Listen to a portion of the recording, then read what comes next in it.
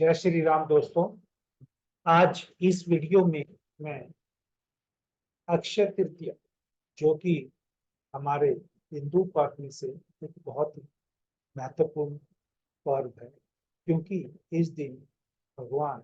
परशुराम जयंती भी मनाई जाती है। हमें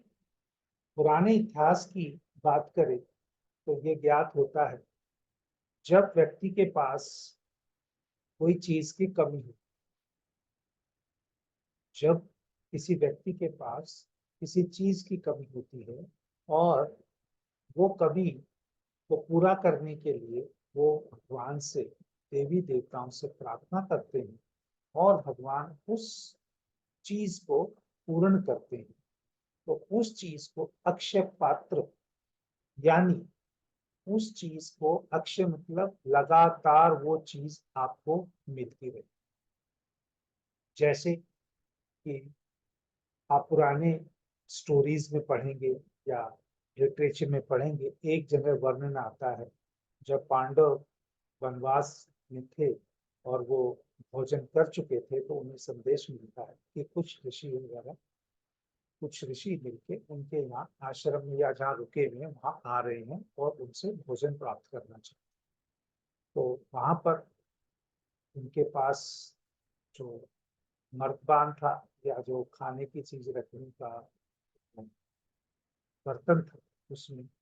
कोई भी ऐसा दाना नहीं था या कोई इतना सफिशिएंट नहीं था, या एक दाना ही उसमें बचा था। तब जब द्रौपदी ने भगवान श्री कृष्ण से नाम लेके प्रार्थना की और वो वहां प्रकट हुई, उन्होंने वो दाना खाया और वो खा के उसको छोड़ा और आशीर्वाद के रूप में उनको, द्रौपदी जी को, इतना अन्न उसमें निकला कि जितना वो निकालती थी ऋषियों के लिए पकाने के लिए, उसमें और वो भरता चला। या आप ये कह सकते हैं, कृष्ण और सुदामा का एक विवरण आता है जब वो पोटली में बांध के अपने दोस्त के लिए, भगवान कृष्ण के लिए कुछ सामान लेके जाते हैं और उनके महल में पहुंचते हैं, तो वो उनको सेवा भाव से इतने मगन हो जाते हैं या दोस्त की बातों में इतना हो जाते हैं, जो अपने घर से सामान लेके गए थे वो उन्हें देना भूल ही जाते। लेकिन भगवान श्री कृष्ण को याद था। जाते टाइम उन्होंने कहा कि सुदामा जो मेरे लिए लाए थे वो दे, और वो उनको दे के चले जाते हैं। वो पोटली में चावल या कुछ खाना बना हुआ था। उनकी वाइफ ने बोला भी था कि भाई आप हमारे जीवन में कुछ कमी है, अपने दोस्त से मांगते थे, लेकिन उन्होंने मांगा नहीं। और जब वो घर पहुंचते हैं तो उन सबको वो चीजें मिली। तो कहने का अर्थ क्या है? अक्षय तृतीया या अक्षय पात्र वो एक चीज है जहां आप भगवान का नाम लेते हैं और भगवान आपको उससे ब्लेस करते हैं। ये पुराने इतिहास की कह लो या हमारी संस्कृति की कह लो, ये कहानियां सुनने को मिलती। आज की डेट में अगर हम बात करें तो आज की डेट को बात करके सभी लोग अक्षय तृतीया को इस रूप से देखते हैं कि घर में कोई इंपॉर्टेंट चीज खरीद के लेके आए। वो इंपॉर्टेंट चीज आज की टाइम पे सोना और चांदी है, और खासकर अभी तो जो रेट सोने और चांदी के चल रहे हैं ऑल टाइम पीक। या कोई महंगी गाड़ी खरीदता है, या कोई एंगेजमेंट फिक्स करता है, या कोई शादी इस दिन करना पसंद करता है, घर खरीदना पसंद करता है। तो सब अपनी जरूरत की जो कॉमर्शियल चीजें हैं या इच्छा पूर्ति की जो चीजें हैं, जो आप कह सकते हो डिजायर फॉर ऑब्टेनिंग प्रॉस्पेरिटी, वो लिंक मॉडर्न वे से हो रहा है। मैं इसको ना अच्छा कह रहा हूँ ना बुरा कह रहा हूँ, क्योंकि मुझे इसकी इजाजत नहीं है। क्योंकि जो जैसी जिसकी सोच होगी वैसे उसके विचार होंगे, और विचार जैसे आएंगे वैसे वैसे उसको फल मिलेगा, या जैसे भी उसकी स्पिरिचुअलिटी का अध्यात्म से साथ कनेक्शन। लेकिन यहाँ पर लोग वो भूल जाते हैं, जब डिजायर रखते हैं, प्रोस्पेरिटी की रखते हैं, लेकिन वो देने की भावना नहीं रखते। जब द्रौपदी ने भगवान कृष्ण से प्रार्थना की तो दूसरे के लिए, सुदामा ने जो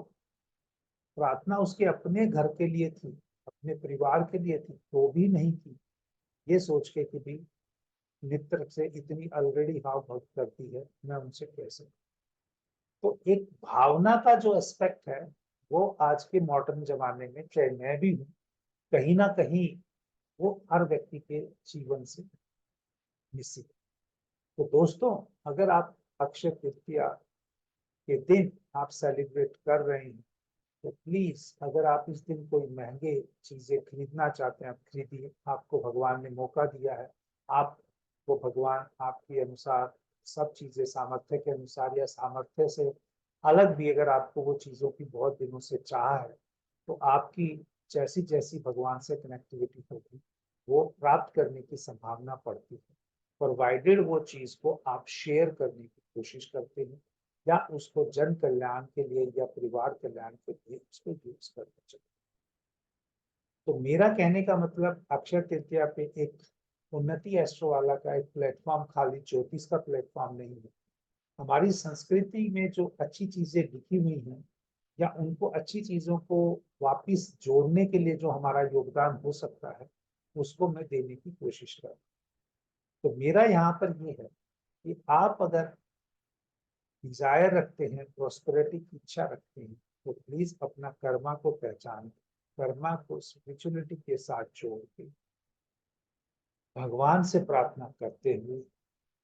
आप भगवान किसी भी रूप में, जो भी आपकी परंपरा है, कुल की परंपरा है, उसके अनुसार साधना करते हुए और जन कल्याण के लिए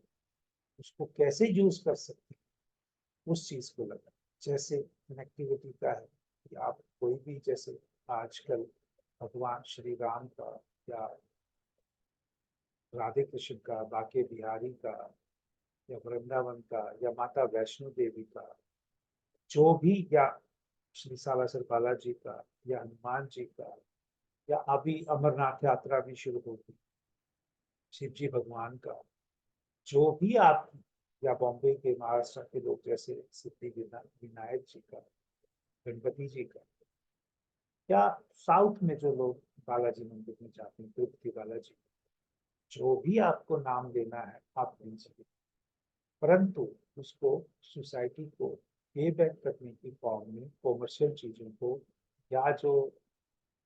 जो एंटरटेनमेंट की चीजें या सुख सुविधाओं की, लग्जरी की चीजें, खाली अपने बारे में ही मत सोचिए, उसको बाकी किस फॉर्म में दूसरों को भी दे सकते हैं उसके बारे में